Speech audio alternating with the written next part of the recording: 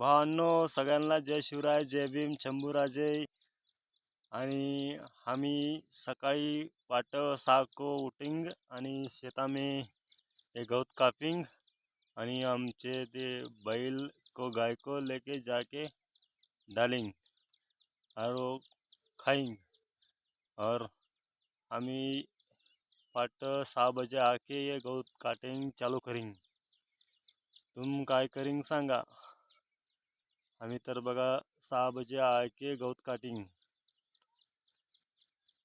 बघा का हे गवत काटिंग घेऊन भारा असं आवळून से बांधून से आणि गाडीवर रख के आणि घर को लेके जाऊंगे, ऐसा करेंगे देखो।